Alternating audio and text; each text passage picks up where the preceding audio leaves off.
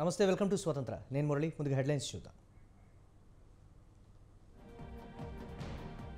హస్తిన పర్యటనలో రేవంత్ రెడ్డి వరుస భేటీలు, ఎమ్మెల్సీ అభ్యర్థులపై ఖర్గేతో చర్చలు.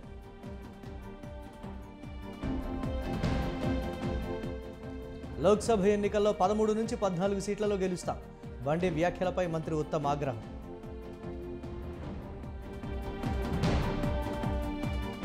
టీడీపీ అధినేతతో జనసేనాని డిన్నర్ పాలిటిక్స్, సీట్ల సర్దుబాటు, ఉమ్మడి మేనిఫెస్టోపై కీలక చర్చలు.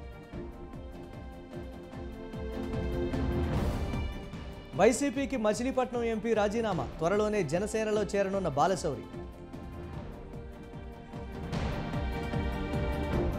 నిరుద్యోగులకు ఏపీ సర్కార్ గుడ్ న్యూస్, సంక్రాంతి తర్వాత DSC notification.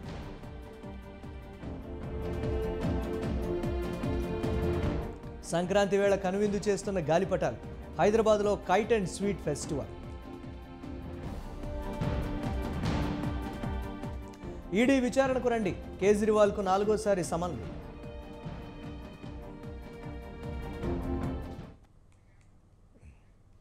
Hyderabad via Miryalaguda, Vijayawada నూతన పారిశ్రామిక కారిడార్ ఏర్పాటుకు ఆమోదం తెలపాలని కేంద్ర పరిశ్రమలు, వాణిజ్య శాఖ మంత్రి పీయూష్ గోయల్కు ముఖ్యమంత్రి రేవంత్ రెడ్డి విజ్ఞప్తి చేశారు.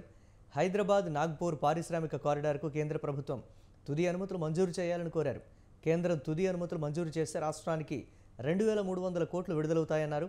కేంద్ర మంత్రి పీయూష్ గోయల్తో ముఖ్యమంత్రి రేవంత్ రెడ్డి, ఉప ముఖ్యమంత్రి భట్టి విక్రమార్క ఆయన కార్యాలయంలో సమావేశమయ్యారు. ఈ సందర్భంగా రాష్ట్రానికి సంబంధించిన పలు సమస్యలను కేంద్ర మంత్రి దృష్టికి తీసుకెళ్లారు. హైదరాబాద్ వరంగల్ పారిశ్రామిక కారిడార్లో ప్రాధాన్యాంశంగా ఫార్మా సిటీని గత ప్రభుత్వం ప్రతిపాదించిందని, దానిని ఉపసంహరించుకొని నూతన ప్రతిపాదనలు పంపేందుకు అనుమతించాలని కేంద్ర మంత్రిని ముఖ్యమంత్రి కోరారు.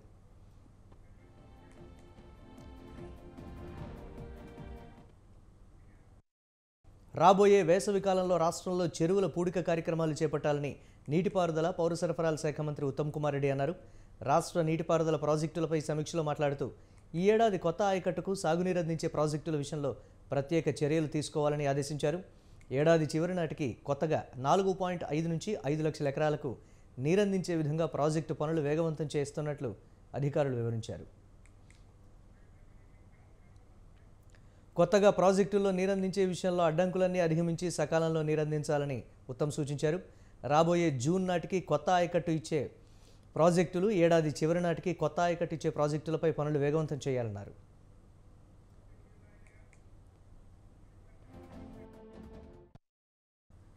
రాజకీయాలలో కురుమలు రాణించాలని ఎమ్మెల్యే బీర్లా ఐలయ్య పిలుపునిచ్చారు. వెంకటరెడ్డి నగర్ రామంతపూర్ కురుమ సంఘం ఆధ్వర్యంలో 2024 నూతన సంవత్సర క్యాలెండర్ను ఆవిష్కరించారు. రానున్న రోజుల్లో రాజకీయాల్లో కురుమలు రావాల్సిన అవసరం ఉందన్నారు. ఎంపీ, ఎమ్మెల్సీ ఎన్నికల్లో గట్టి పోటీలు ఇవ్వడానికి కురుమలు ముందుకు రావాలన్నారు.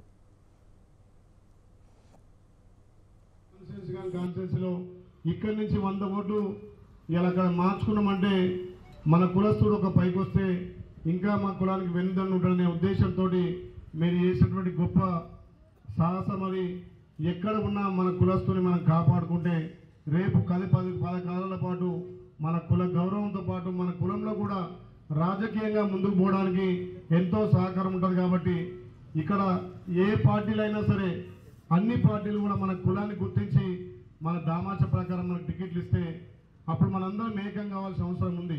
ఒక కుర్మబిడ్డ కాన్స్టిట్యున్సీలో ఇక్కడి నుంచి 100 ఓట్లు ఇలా అక్కడ మార్చుకున్నామంటే మన కులస్తుడు ఒక పైకి వస్తే ఇంకా మా కులానికి వెన్నుదన్ను ఉండాలనే ఉద్దేశంతో మీరు చేసినటువంటి గొప్ప.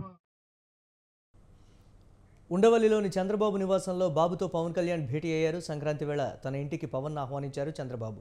టీడీపీ అధినేత ఆహ్వానం మేరకు ఉండవల్లిలోని చంద్రబాబు ఇంటికి వెళ్లారు జనసేనాని. ఉమ్మడి మేనిఫెస్టో, సీట్ల సర్దుబాటుపై కీలక చర్చలు జరుపుతున్నారు టీడీపీ అధినేత చంద్రబాబు, జనసేనాని పవన్ కళ్యాణ్.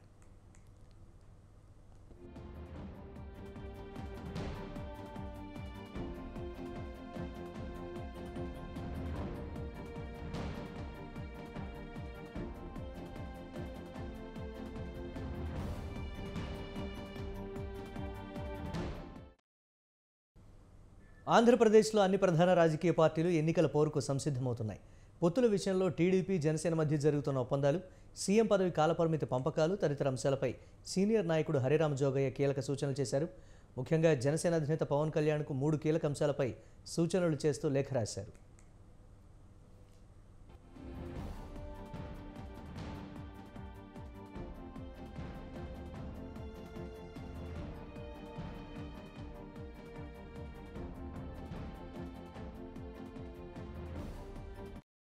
నర్సాపురం, భీమవరం, తాడేపల్లిగూడెంలలో ఏదో ఒక చోట పవన్ పోటీ చేయాలని సూచించారు. అదేవిధంగా 2.5 ఏళ్లు పవన్ సీఎం పదవి చేపట్టాలని తెలిపారు. టీడీపీ, జనసేన మధ్య పవర్ షేరింగ్ అంశం ప్రజల్లోకి విస్తృతంగా తీసుకెళ్లాలని, సీఎం ప్రతిపాదన అంశం ప్రజల్లోకి వెళ్తే టీడీపీ, జనసేన మధ్య ఓటు బదిలీ అవుతుందని వెల్లడించారు.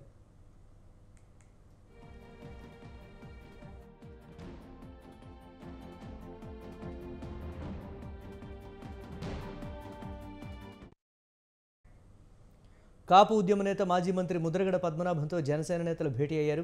జనసేన తాడేపల్లిగూడెం ఇన్ఛార్జ్ బొలిశెట్టి శ్రీనివాస్, ప్రతిపాడు నియోజకవర్గ ఇన్ఛార్జ్ తమ్మయ్య బాబు ముద్రగడతో విందు భోజనం చేశారు. ముద్రగడ ఇంటికి అభిమానులు, కార్యకర్తలు భారీగా చేరుకున్నారు. పవన్, ముద్రగడల మధ్య రాయబారాన్ని నడిపే బాధ్యత బొలిశెట్టి శ్రీనివాస్కు అప్పగించడంతో ఈ భేటీకి ప్రాధాన్యత ఏర్పడింది. ఈ సందర్భంగా జనసేన పార్టీలోకి రావాలని ముద్రగడను ఆహ్వానించినట్లు తెలుస్తోంది.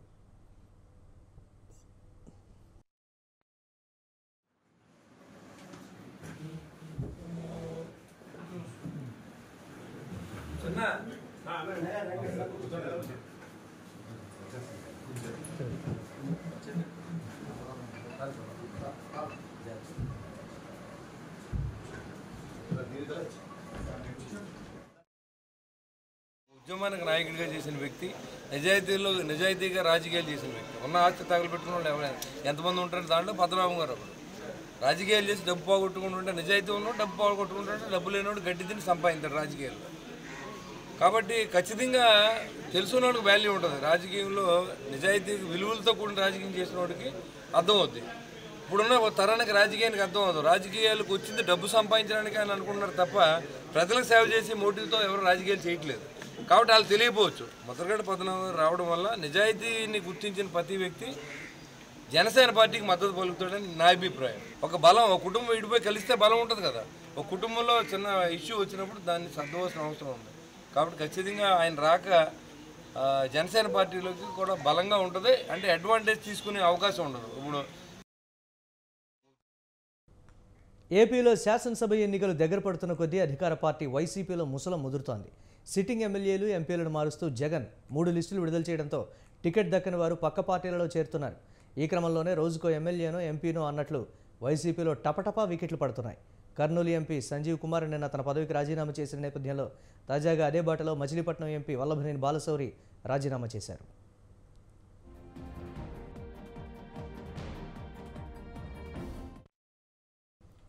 ఒంగోలు ఎంపీ మాగుంట శ్రీనివాసులు రెడ్డితో చీరాల ఎమ్మెల్యే కరణం బలరాం సమావేశం కావడం చర్చనీయాంశమైంది. మాగుంటకు వైసీపీ ఒంగోలు ఎంపీ సీటు లేదని అధిష్టానం తేల్చి చెప్పింది. దీంతో 2 రోజులుగా తన అనుచరగణంతో మాగుంట ప్రత్యేక సమావేశాలు నిర్వహిస్తున్నారు. ఈ సమయంలో కరణం బలరాం భేటీ కావడంతో రాజకీయ ప్రాధాన్యత ఏర్పడింది. మాగుంట పార్టీ మారుతున్నారనే ప్రచారం జోరందుకుంది.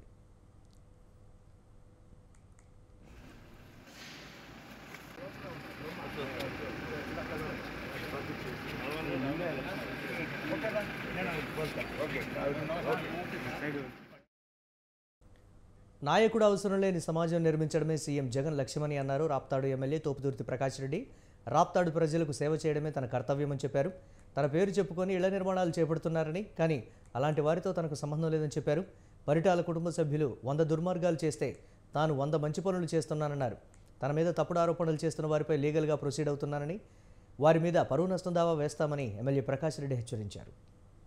కుటుంబం 25 సంవత్సరాలుగా ఈడ బొచ్చు బీక్తా కూర్చొనిందో 25 ఏళ్ళు ప్రజలు ఓట్లు వేస్తా అంటే ఎమ్మెల్యేగా గెలుస్తూ మంత్రులుగా ఇస్తూ బొచ్చు బీక్కుంటున్నది. వాళ్ళు ఎవ్వరూ కూడా ఈ ప్రాంతానికి మంచినీళ్లు తీసుకొని రావాలనే ప్రయత్నం చేయలే. స్థానికుడు కాబట్టి ఈ ప్రాంతంలో పుట్టి పెరిగిన తోపుదుర్తి గ్రామవాసిగా ఆత్మకూరు మండలం, అనంతపురం రూరల్ మండలానికి సంబంధించి 95 కోట్లతో మంచినీళ్ల పనులు జరుగుతూ ఉన్నాయి. రోజుకు 60-70 లారీల్లో పైపులు వస్తున్నాయి. త్వరలో మంచినీటి సమస్య తీరబోతా ఉంది శాశ్వతంగా. ఇక్కడ 1983లో రామారావు గారు పార్టీ పెట్టిన నుంచి తెలుగుదేశం వాళ్ళు దాదాపు 21 సంవత్సరం అధికారంలో ఉన్నారు. 14 సంవత్సరం కాంగ్రెస్ అధికారంలో ఉంది.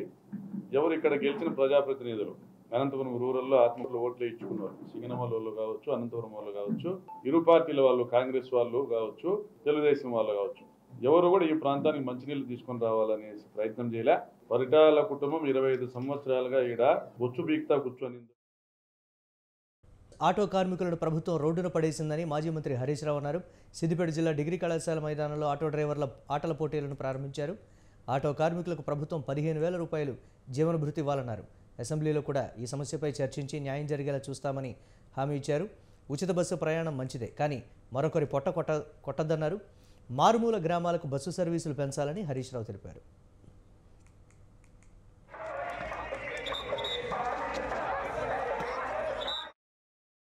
రాష్ట్ర ప్రభుత్వం కూడా మరి ఈరోజు ఆటో కార్మికులను మొత్తం రోడ్డు మీద పడేసినట్టు చేసింది. ఈ రాష్ట్ర ప్రభుత్వం కూడా వెంటనే కార్మికుల పక్షాన ఆలోచించాలి. ఇలా కార్మికులు తమ యొక్క జీవనాన్ని కోల్పోయే పరిస్థితి ఏర్పడింది. దీనికి ఇలా ప్రభుత్వం వెంటనే ఈ ఆటో కార్మికులకు నెలకు 15,000 రూపాయలు జీవన భృతి ఇవ్వాలని డిమాండ్ చేస్తున్నారు. ఉచిత బస్సు మంచిదే, దాని ఎవరు కాదంటలేదు. ఇంకా బస్సులు పెంచండి. ఇంకా మారుమూల ప్రాంతాల్లో చాలా ఊర్లకు బస్సులు పోతలేవు, అక్కడికి కూడా బస్సులు వేయండి. కానీ మరి కార్మికులు దాదాపు 6 లక్షల మంది ఆటో కార్మికులు ఈ రాష్ట్రంలో ఉన్నారు. మొన్న మధ్యనే హైదరాబాద్లో ఒక ఆటో కార్మికుడు ఆత్మహత్య చేసుకున్నాడు. ఏంది ఇబ్బంది అని తెలుసుకుంటే ఆయన మంత్లీ ఇన్స్టాల్మెంట్ కట్టలేకపోతున్నాడు. ఈఎంఐ ఉన్నది బ్యాంకులో, క్రెడిట్ ఫైనాన్స్ కంపెనీలో ఉన్నది. ఆ ఈఎంఐ కట్టలేక అప్పుల బాధ తట్టుకోలేక ఒక ఆటో కార్మికుడు ఆత్మహత్య చేసుకునే పరిస్థితి ఉంది.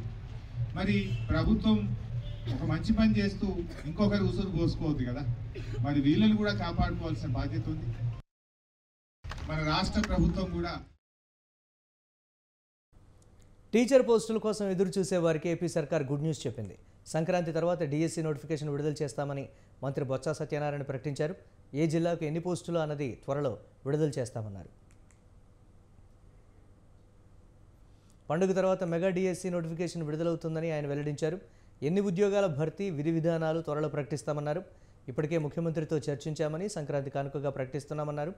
ఇవాళ 4వ లిస్టు విడుదల ప్రచారాలను మంత్రి బొత్స సత్యనారాయణ తోసిపుచ్చారు. ఇప్పుడు ఎటువంటి ప్రకటన లేదని, ఏదైనా సమాచారం ఉంటే అందరినీ పిలిచే చెప్తామని ఆయన స్పష్టం చేశారు.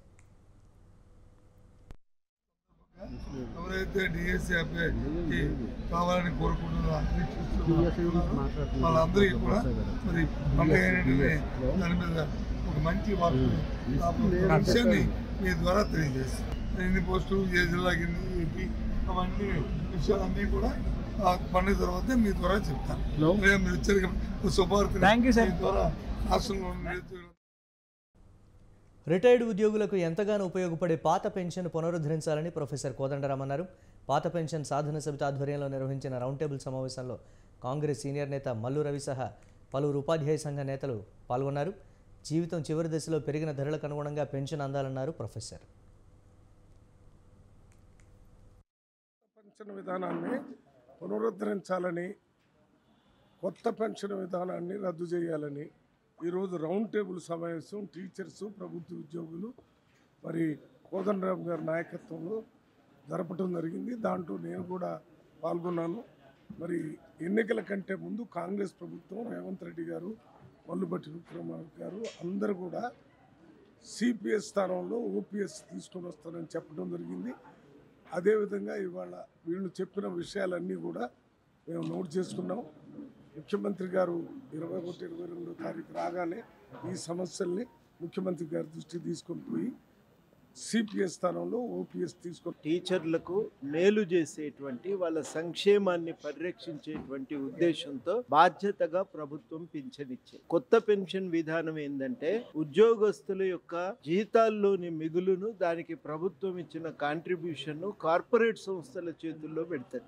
వారు లాభపడతారో నష్టపోతారో అందరికీ తెలుసు. బ్యాంకు వాళ్ళు ఇచ్చినటువంటి రుణ సౌకర్యాన్ని ఎగ్గొట్టిపోయినటువంటి వాళ్ళు, అట్లాంటి వాళ్ళు ఇవాళ ఈ ఉద్యోగస్తులకు, ఉపాధ్యాయులకు న్యాయం చేస్తారనేటువంటి విశ్వాసం లేదు. అందుకని ఇప్పుడు పాత పెన్షన్ విధానం ప్రకారం ఉన్న నిధులు ఏమన్నా ఉంటే అది గవర్నమెంట్ ఉపయోగించుకునే వెసులుబాటే ఉండేది. కాబట్టి ఇవాళ మేము కోరేది ఏంటంటే, పాత పెన్షన్ విధానాన్నే మీరు పునరుద్ధరించాలి. కొత్త పెన్షన్ విధానం వద్దు. అది ఉద్యోగస్తులకు వృద్ధాప్యంలో, ఉపాధ్యాయులకు వృద్ధాప్యంలో అది ఆసరాగా నిలబడుతుంది. కాబట్టి పాత పెన్షన్ విధానమే పునరుద్ధరించాలని కోరుతా ఉన్నాం.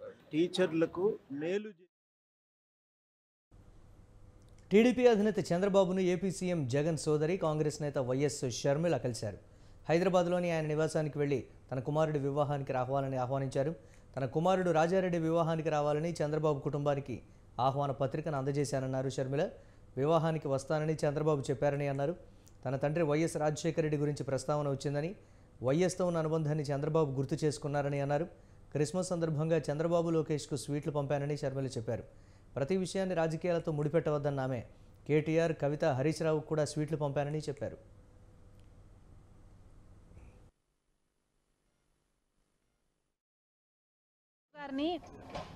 పెళ్లికి మాత్రమే పిలవడానికి వచ్చాము. ఇది పొలిటికల్ కానే కాదు. చంద్రబాబు గారు ఒక తెలుగుదేశం పార్టీకి నాయకుడు, నేను కాంగ్రెస్ పార్టీలో ఒక కార్యకర్తను. మాకు రాజకీయంగా ఏ లావాదేవీలు ఉండదు, ఉండకూడదు, ఉండబోవు కూడా. రాజశేఖర రెడ్డి గారు కూడా తన సొంత పిల్లల పెళ్లిళ్ళకు కూడా చంద్రబాబు గారిని ఇన్వైట్ చేయడం జరిగింది. చంద్రబాబు గారు కూడా రావటం జరిగింది, మమ్మల్ని ఆశీర్వదించడం జరిగింది. ఇదేమీ వింత కాదు, విచిత్రం కాదు. సో దీన్ని ఒక ఫ్రెండ్లీ ఎన్వైరన్మెంట్లో చూస్తే అందరికీ బాగుంటుంది. హైదరాబాద్ పరేడ్ గ్రౌండ్స్లో కైట్ అండ్ స్వీట్ ఫెస్టివల్ను మంత్రి జూపల్లి కృష్ణారావు ప్రారంభించారు. 16 దేశాల నుంచి 40 మంది పర్యాటకులు, దేశంలోని ఇతర రాష్ట్రాల నుంచి చాలామంది కైట్ ఫ్లయర్స్ వచ్చారన్నారు. వచ్చే సంవత్సరం నుంచి మండలాల్లో కూడా కైట్ ఫెస్టివల్ జరుపుతామని చెప్పారు. తెలంగాణ ప్రాముఖ్యతను ప్రపంచమంతటా వ్యాపించేలా కార్యక్రమాలు ఉంటాయని తెలిపారు. పర్యాటకులను రప్పించి ఆదాయాన్ని పెంచుకోవాలని మంత్రి జూపల్లి కృష్ణారావు పేర్కొన్నారు.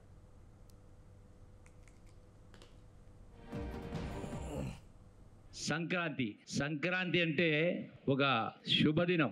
ఆరుగాలం కష్టించి రైతాంగం కష్టానికి ఫలితం దక్కి పంటలు ఇంటికి వచ్చిన వేళ, అంటే పాడి పంటలు వచ్చిన వేళ సందర్భంగా ఘనంగా భోగి, సంక్రాంతి, కనుమని 3 రోజులు పండుగ జరుపుకుంటాం. ఈ పండుగల సందర్భంగా పతంగులు, గాలిపటాలు కూడా ఎగరేసే కార్యక్రమం చేస్తాం. నేను చిన్నప్పుడు కూడా గోడలెక్కి, చెట్లెక్కి ఆ పతంగులు ఎగరేసేవాళ్ళం. మరి ఈనాడు గ్రామాల్లో ఆ వాతావరణం తగ్గింది. అంటే మన సంస్కృతి, మన సాంప్రదాయం, మన పండుగలు, మన కళలు, మన ఆటలు, మన పాటలు, వీటన్నిటిని కూడా కాపాడుకోవాల్సినటువంటి అవసరం ఉంది. మరి అందులో భాగంగానే జ్ఞప్తికి చేయాల్సిన అవసరం ఉంది. అందరినీ భాగస్వామ్యం చేయాల్సిన అవసరం ఉంది. అందుకనే ఈ రోజున హైదరాబాద్ లో టూరిజం మరియు సాంస్కృతిక శాఖ ఆధ్వర్యంలో ఘనంగా ఈ వేడుకలు జరుపుకుంటా ఉన్నాం. ఈరోజు సంక్రాంతి సందర్భంగా హైదరాబాద్ సగం ఖాళీ అయింది. నగరంలో నివాసం ఉండే పల్లెవాసులు తమ సొంత గ్రామాలకు పయనమయ్యారు. దీంతో హైదరాబాద్ విజయవాడ జాతీయ రహదారిపై వాహనాల రద్దీ పెరిగింది. చౌటుప్పల్, పంతంగి టోల్ ప్లాజా వద్ద భారీ సంఖ్యలో వాహనాలు నిలిచిపోయాయి. మరోవైపు ఏపీ, తెలంగాణలోని పల్లె ప్రాంతాలకు వెళ్లే ప్రయాణికులతో నగరంలోని బస్టాండ్లు, రైల్వే స్టేషన్లు రద్దీగా మారాయి.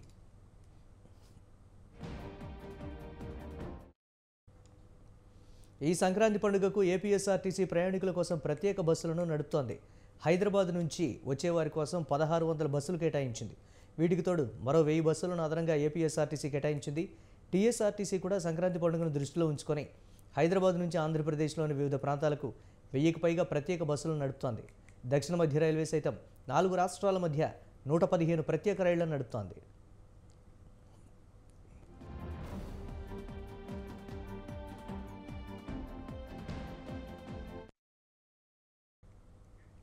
ఢిల్లీ ముఖ్యమంత్రి, ఆమ్ ఆద్మీ పార్టీ జాతీయ కన్వీనర్ అరవింద్ కేజ్రీవాల్కు మరోసారి సమన్లు జారీ చేసింది ఈడీ.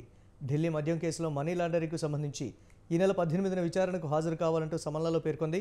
కేజ్రీవాల్కు ఇప్పటికే 3 సార్లు సమన్లు జారీ చేయగా ఆయన మాత్రం హాజరు కాలేదు. దీంతో తమ ఎదుట హాజరు కావాలంటూ ఎన్ఫోర్స్మెంట్ డైరెక్టరేట్ 4సారి ఆదేశాలు జారీ చేసింది.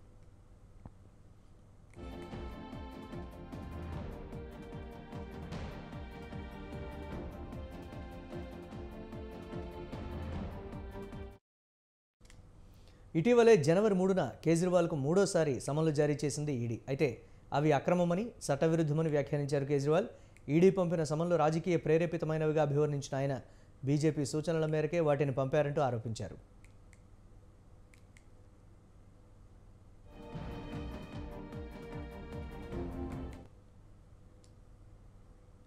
త్వరలో జరగనున్న ఎన్నికల ప్రచారానికి తనను దూరం చేయాలన్న ఉద్దేశంతోనే ఇలా చేస్తున్నారని ఆరోపించారు కేజ్రీవాల్. అందుకే ఈడీ సమన్లను జారీ చేస్తున్నట్లు కొద్ది రోజుల క్రితమే కీలక వ్యాఖ్యలు చేశారు ఆయన. ఇలాంటి నేపథ్యంలో విచారణకు రావాలంటూ ఈడీ 4వసారి సమన్లు జారీ చేయడం ప్రాధాన్యతను సంతరించుకుంది.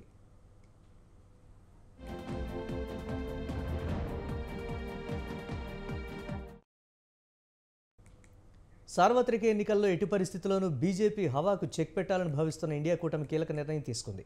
విపక్షాల కూటమి అయిన ఇండియా చైర్పర్సన్గా ఏఐసీసీ అధ్యక్షులు మల్లికార్జున్ ఖర్గేను ఎంపిక చేసింది. కూటమిలోని సభ్యులంతా వర్చువల్గా సమావేశమై ఈ మేరకు నిర్ణయం తీసుకున్నారు.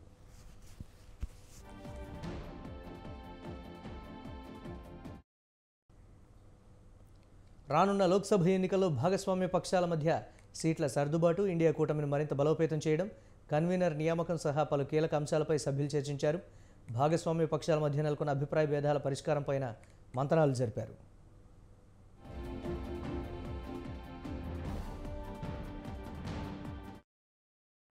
సమావేశం మొదలైన తర్వాత కూటమి అధినేత ఎవరన్న దానిపై సభ్యులంతా తీవ్రంగా చర్చించారు. మొదట ఈ విషయంలో బీహార్ ముఖ్యమంత్రి పేరు బలంగా వినిపించినా కాంగ్రెస్ పార్టీకి చెందిన వారు ఎవరైనా బాధ్యతలు చేపడితే బాగుంటుందని ఈ సమావేశంలో స్వయంగా నితీషే కోరినట్లు ప్రచారం సాగుతోంది.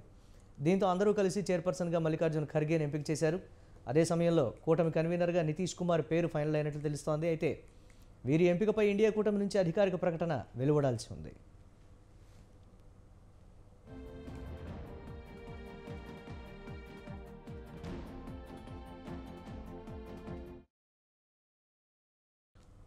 సూపర్ స్టార్ మహేష్ బాబు నటించిన లేటెస్ట్ మూవీ గుంటూరు కారం. మహేష్ త్రివిక్రమ్ హ్యాట్రిక్ కాంబినేషన్లో సంక్రాంతి కానుకగా ఈ చిత్రం ఆడియన్స్ ముందుకు వచ్చింది. రిలీజ్ రోజున ఒక రేంజ్లో మహేష్ అభిమానుల హంగామా కనిపించింది. అయితే తొలి షో నుంచే గుంటూరు కారం చిత్రానికి మిక్స్డ్ టాక్ మొదలైంది.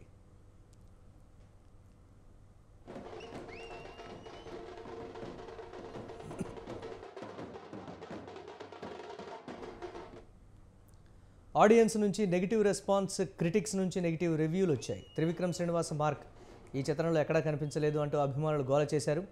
మహేష్ బాబు క్యారెక్టరైజేషన్, శ్రీలీల డ్యాన్సులు తప్ప ఈ మూవీలో పాజిటివ్ అంశాలు ఇంకేమీ లేవని కామెంట్స్ వినిపించాయి.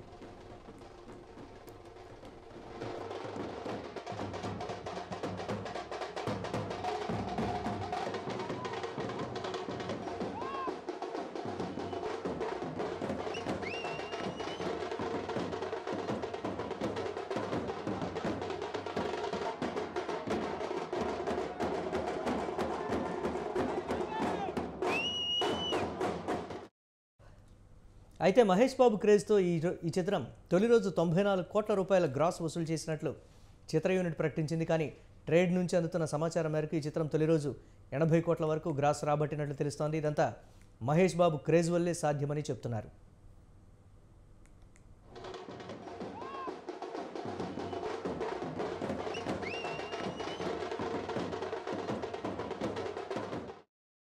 ఈ క్రమంలో ఈ చిత్రాన్ని డిస్ట్రిబ్యూట్ చేసిన దిల్ రాజు మాట్లాడుతూ గుంటూరు కారం మిడ్ నైట్ షో తర్వాత మిశ్రమ స్పందన వచ్చిందన్నారు. బాగాలేదనే ప్రచారంతో ప్రేక్షకులు నెగిటివ్ మైండ్తో వెళ్తున్నా సినిమా వాళ్ళని ఎంటర్టైన్ చేసి మెప్పిస్తుందన్నారు.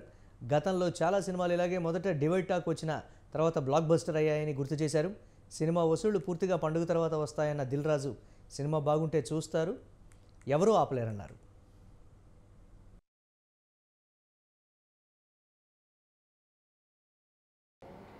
ఇక గుంటూరు కారం గురించి వంశీ ఇప్పుడే చెప్పాడు. 1 o'clock పడ్డ షోస్కి కొంచెం షోస్ అయిపోయిన తర్వాత మిక్స్డ్ రివ్యూస్ ఆడియన్స్ దగ్గరికి వెళ్ళి కానీ సోషల్ మీడియాలో కానీ చాలా మిక్స్డ్గా వచ్చింది. నేను 1 o'clock షో అయిపోయిన తర్వాత కూడా ఫోన్ కాల్స్ వచ్చిన దాంట్లో పర్వాలేదండి, యావరేజ్, 2-3 బాగుంది. సో బట్ నాకు పర్సనల్గా సినిమా చూసినప్పుడు నేను ఏదైతే ఫీల్ అయ్యానో మళ్ళీ దాన్ని నేను క్రాస్ చెక్ చేసుకోవడానికి నేను సుదర్శన్ థియేటర్లో నేను మళ్ళీ సినిమా సెకండ్ టైం కూడా చూడడం జరిగింది. సో ఇది proper Mahesh Babu characterisation base చేసుకొని చేసిన సినిమా. Is a family emotions, mother and son emotions మీద ఉండే సినిమా. డెఫినెట్గా ప్రేక్షకులు షో బై షో ఎప్పుడైతే ఈ నెగిటివ్ వైబ్స్లో నుంచి, ఈ నెగిటివ్ రివ్యూస్లో నుంచి, నెగిటివ్ టాక్స్లో నుంచి అరే బాగాలేదంటే అని థియేటర్కి వెళ్ళినప్పుడు ఆటోమేటిక్ సినిమా బాగలేదనే మైండ్ సెట్తో వెళ్ళినప్పుడు సినిమాలో ఉండే విషయం మీద కనెక్ట్ అవుతే ఆ సినిమా ఆడియన్స్కి నచ్చి సినిమా స్టాండ్ అవుతుంది. ఎన్నో సినిమాలు చూసాం కూడా, అవన్నీ బ్లాక్ బస్టర్ అయిన సినిమాలు కూడా ఉన్నాయి. సో గుంటూరు కారం కూడా మంచి ఫ్యామిలీ ఎంటర్టైనర్. ఈ సంక్రాంతికి ఫ్యామిలీస్ అందరు కూర్చొని హ్యాపీగా సరదాగా ఎంజాయ్ చేసే సినిమా. సో నేను సుదర్శన్లో చూసినప్పుడు కూడా అదే ఫీల్ అయ్యాను. సినిమా త్రూఅవుట్గా ఎంజాయ్ చేస్తున్నారు. త్రివిక్రమ్ డైలాగ్స్ కానీ, మహేష్ బాబు గారి క్యారెక్టర్ కానీ, సో ఎండుకు లాస్ట్ మాస్ సాంగ్ దగ్గర నుంచి క్లైమాక్స్ వరకు ఎమోషన్స్ కానీ, ఆ మాస్ సాంగ్కి వచ్చే రెస్పాన్స్ కానీ అన్నీ చూస్తే ఇది పాజిటివ్ ఫిలిం. డెఫినెట్గా ప్రేక్షకులు ఈ పండగకి ఎంజాయ్ చేసే సినిమా. ఫ్యామిలీ ఆడియన్స్ అందరూ చూస్తారు, ఎంజాయ్ చేస్తారు. సినిమాకి మిక్స్ టాక్స్ ఇవన్నీ ఎప్పుడు పోతాయి? అల్టిమేట్గా కలెక్షన్స్ చూసిన రోజే, ఫైనల్ నంబర్స్ పండగ తర్వాత చూసిన రోజే సినిమాని ఎంత కలెక్ట్ చేసింది, ప్రీవియస్ మహేష్ బాబు సినిమా ఎంత కలెక్ట్ చేసింది, ఇప్పుడు ఈ మహేష్ బాబు గారి సినిమా ఎంత కలెక్ట్ చేసింది అనేది మీకు నంబర్స్ తెలిసిన తర్వాతే అప్పటి వరకు మాట్లాడినా కూడా మన చేంజెస్ వచ్చే అవకాశాలు ఉంటాయి. సో ఇంకా 4 days పండగ అయిపోయే వరకు ఎవరి మీద మనం ఎవరికి కామెంట్ చేసేది లేదు, చెప్పేది లేదు. సినిమా బాగుంటే చూస్తారు. బాగుండే సినిమా అది ఏ సినిమా అన్నా కానీ ఎవ్వడు ఆపడు. అది చరిత్ర.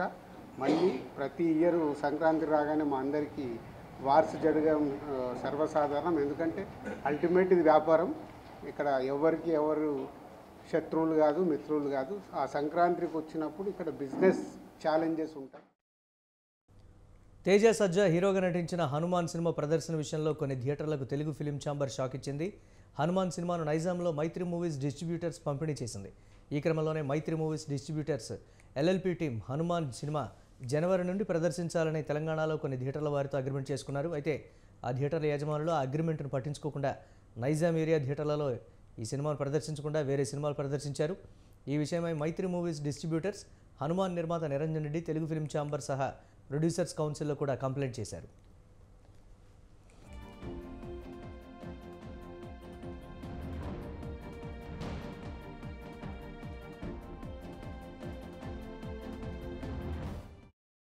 థియేటర్లు అగ్రిమెంట్ ప్రకారం హనుమాన్ సినిమా ప్రదర్శన చేయకపోవడం వలన డిస్ట్రిబ్యూటర్లకు నిర్మాతలకు అపార నష్టం జరిగింది. కాబట్టి ఈ థియేటర్లు వెంటనే హనుమాన్ సినిమా ప్రదర్శనను ప్రారంభించడంతో పాటు ఇప్పటివరకు జరిగిన నష్టం భరించాలని తెలుగు ఫిలిం ఛాంబర్ ఆదేశించింది.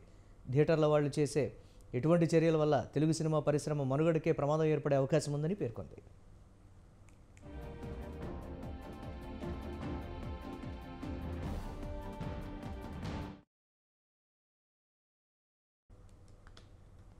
పీపుల్స్ మీడియా ఫ్యాక్టరీ నిర్మాణ సంస్థకు చెందిన ప్రముఖ నిర్మాత వివేక్ కూచిబొట్లపై రాజసింహ తాడినాడ అనే యువ దర్శకుడు సోషల్ మీడియాలో పెట్టిన అసభ్యకరమైన కామెంట్స్ తీవ్ర వివాదంగా మారాయి. కథల విషయంలో వీరి మధ్య విభేదాలు తలెత్తినట్టు తెలుస్తోంది. రాజసింహ తన సోషల్ మీడియాలో వివేక్ కూచిబొట్లని బ్రోకర్ అంటూ అసభ్య పదజాలంతో బూతులు తిడుతూ పోస్ట్ చేశారు. దీనితో వివేక్ కూచిబొట్ల రాజసింహపై జూబ్లీహిల్స్ పోలీస్ స్టేషన్లో కేసు నమోదు చేశారు.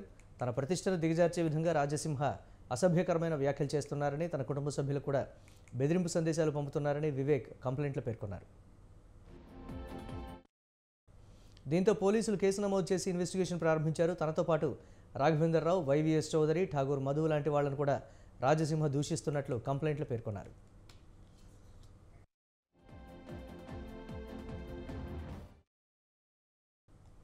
ఇవి ఇప్పటి వరకున్న అప్డేట్స్. కీప్ వాచింగ్ స్వతంత్ర.